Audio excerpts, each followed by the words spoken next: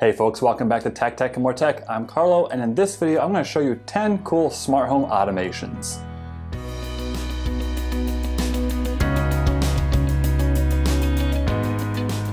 As always, I will have a written version of this linked down below, just below that like button, and on techandmoretech.com so you can see how these automations are set up. I use a various combination of ecosystems to accomplish them, mostly Home Assistant. If I could do them all in one single place, I would, but right now the path of least resistance is different for each ecosystem. So instead of beating myself over the head trying to figure out how to do it all in one place, I just do it wherever it is easiest. These are in no particular order, but let's start off in the morning. I've mentioned before that I use an app called Sleep Cycle to track my sleep, and it works as an alarm because it can gently wake me up over a 30-minute window. It also integrates directly with HomeKit, meaning you can select which lights turn on, simulating sunrise if they're color lights. But my newest addition is this enormous Lutron Serena Smart Shade, review coming soon.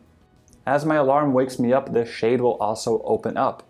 I've definitely been enjoying this as the shade doesn't let in any light for the most part. So when it's fully closed, it's a very dark room, which doesn't make waking up particularly easy, but makes sleeping great. The reverse of this is when I go to bed, it does the opposite.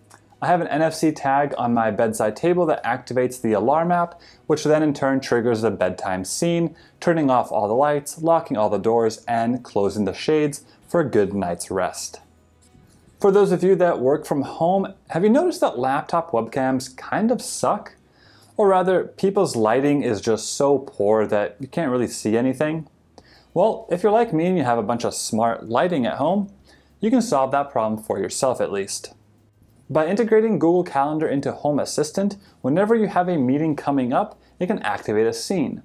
So I have it set to turn on my office lights to a white color and turn off the lights behind me. That way I'm well lit for my meetings. Ecobee recently came out with an on-platform automation that will automatically pause itself when it detects that a window or door has been open for a period of time. Of course, this is using their own contact sensors. You can replicate this on your own in Home Assistant by setting an automation to turn off your Ecobee if a contact sensor is open for more than a few minutes. In this case, I set it to 5. The tricky part is to get it to turn back on seamlessly. A simple way is to check when all contact sensors have been closed for, let's say, 5 to 10 minutes and the Ecobee is off, then turn it back on. It's not perfect, but it should work most of the time, saving you some money so you're not air conditioning the outside or heating the outside. I personally almost never turn off my Ecobee. Instead, I just adjust the temperature to where I want it to be if the preset setting isn't to my liking. Some of you may have seen in my previous videos that I have a sous vide plugged into a smart outlet. This allows me to remotely turn it off when the food is done cooking, and I love that. However, previously I would create a manual timer on my phone or Apple Watch, and then when it went off, I would manually turn off the smart plug. But no more. With iOS 15, you can have Siri turn off devices after a certain period of time. So now when I put in my chicken, I can just say, "Hey Siri, turn off the sous vide in 1 hour," and I no longer have to do any work. While it would be great to automate the beginning of the whole sequence, it all depends on when I put the food in, which is a random and sort of manual process, and I don't quite see how I can fully automate it. Regardless, this is a good alternative and I'm really happy with the result.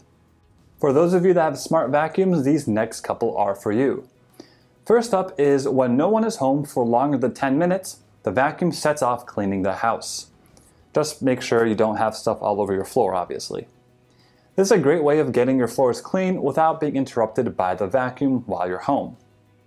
You can then also have an automation that when you arrive home, it automatically goes back to the dock.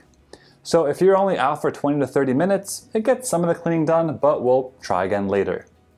You can of course just leave it on a schedule as well, so it does eventually clean the whole house in the event that you don't leave for an extended period of time.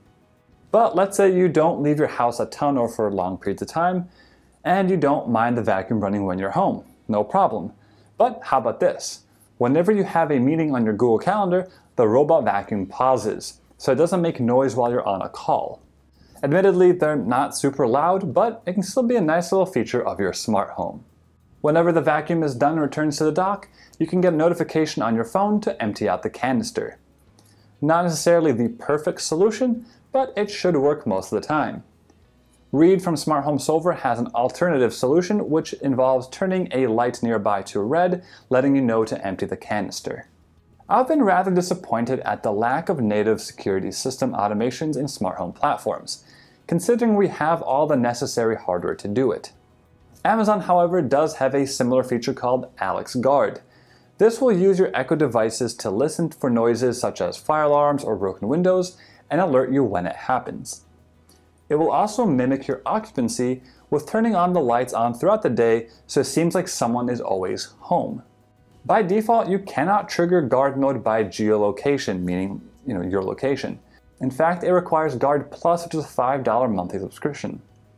There are some other features of Guard Plus that you can look up, but I do just wish you could simply have leaving and coming home to automatically change the state of Guard. Regardless of cost, it's cool to basically have your smart home turn into a smart security system whenever you leave home and turn off whenever you come home. I wish I had some more control over it though, such as which lights turn on to mimic and at what times, but overall it's a nice feature when leaving on longer trips. It is still early days, so hopefully it gets better with time, but for now it's an easy automation to implement. Lastly, we've got two different automations for when someone arrives home. If you arrive home and no one's there, you can have a playlist start playing through your speakers.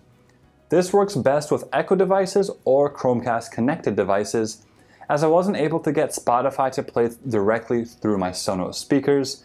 It appears to be some sort of Spotify API limitation. Alternatively, if other people are home, then you can just have a nice announcement Carlo is home, letting everyone know that you are home. And there you have it.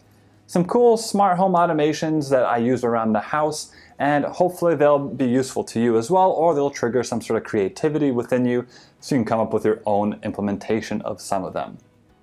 As always, thank you so much for watching. If you liked the video, be sure to hit that like and subscribe button for plenty more videos to come. If you have any questions or comments, please leave them down below and I'll get to them as best I can. And until next time, see ya.